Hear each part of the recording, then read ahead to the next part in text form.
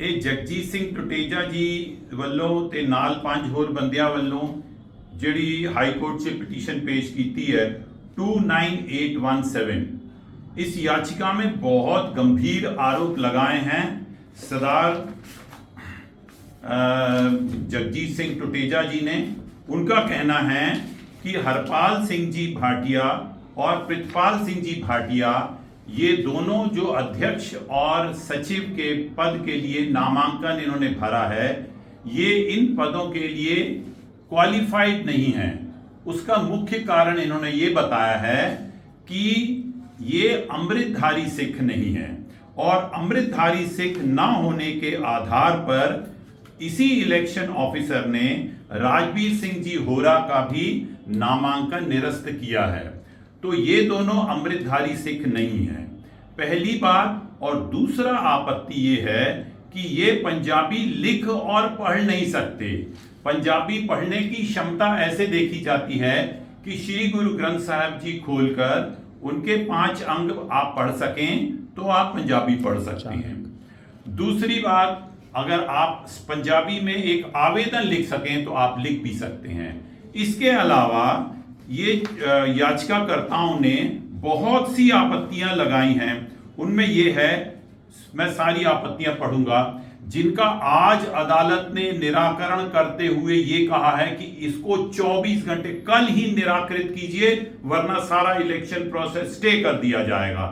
तो विरोधी वकील काफी मामला इधर उधर भटकाने की कोशिश करी कि इससे पहले भी याचिका प्रस्तुत हुई, उसमें क्या हुआ, फलाना ढिमाका। अदालत ने विरोधी वकील की एक भी बात नहीं मानी। ओरल ऑर्डर पास हुआ है जिसका इफेक्ट मैं अभी आपको समझाना चाहता हूं।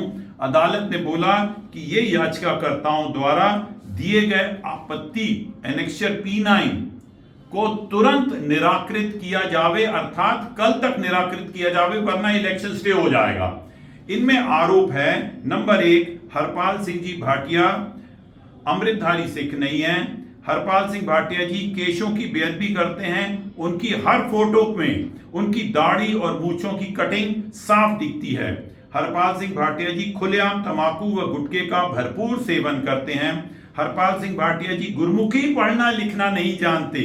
उन्होंने इस बात को स्वयं अकाल तख्त साहब के सामने स्वीकार किया है। साथ ही हरपाल सिंह भाटिया जी के विरुद्ध फौजदारी प्रकरण पंजीकृत है, जिसमें एक प्रकरण सामूहिक बलात्कार का भी है। जिसके इन सारी आपत्तियों के रहते हुए आप इनका नामांकन आपने कैसे स्वीकार कर लिया?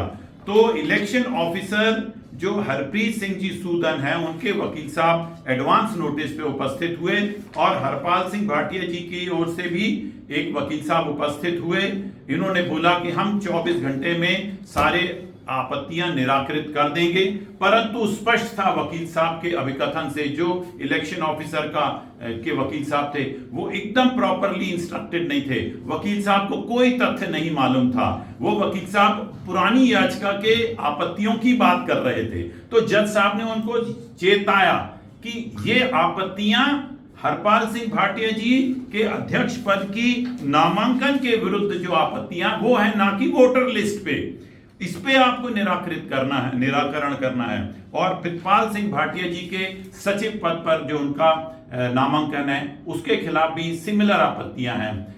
जो हरपाल सिंह जी भाटिया हैं उनकी दाढ़ी की कटिंग साफ हर एक फोटो में दिख रही है और पंजाबी पढ़ना न लिखना ये तो स्पष्ट आप 1 मिनट में।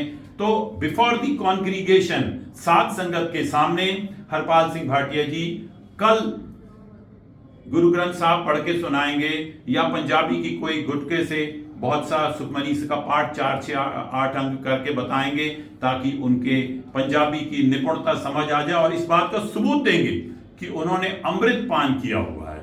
तो ये सारी आपत्तियां कल तक निराकृत की जानी हैं। सभी इंदौर की सात संगत को मैं समाचार दे रहा हूं on behalf of Jagjit Singh Tuteja ji और इनके 3-4 जो भी और याचिकाकर्ता हैं।